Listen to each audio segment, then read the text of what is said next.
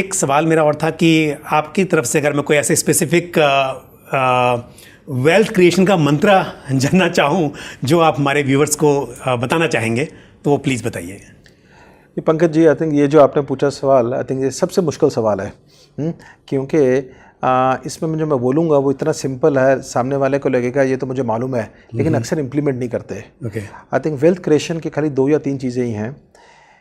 एक, अपनी expectation control में रखिए, आपको पता होना चाहिए आपको क्या चाहिए।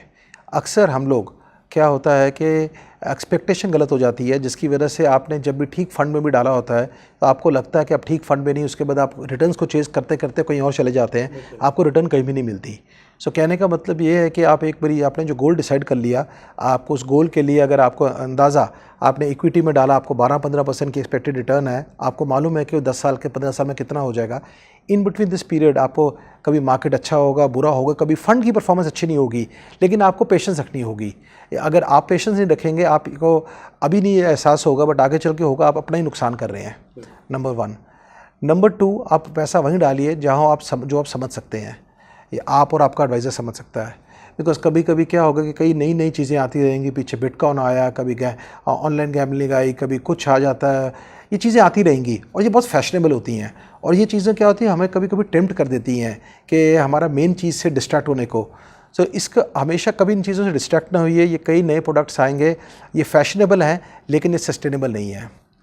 और तीसरी चीज़ जो मैंने पहले भी बोली, लॉन्ग टर्म में वो लंबी रेस का घोड़ा इसमें वही है जो अपना फिल इट फॉरगेट इट वाली, जो हीरो होंडा की बहुत पहले एक ऐड हुआ करती थी, आपने अपनी सिप डाली, सिप स्टार्ट करी और भूल जाइए, बीच में NAV ऊपर जाएगी नीचे जाएगी, कोई फ़र्क नहीं पड़ता।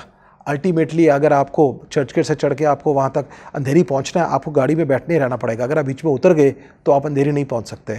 So finally I would say जो मर्जी आप कर लीजिए, अल्टीमेटली आपको एक फाइनेंशियल एडवाइज़र चाहिए होगा। बिकॉज हर आदमी के पास अपनी डे जॉब है। आज हम सब अपनी डे जॉब के अंदर बिज़ी हो जाते हैं।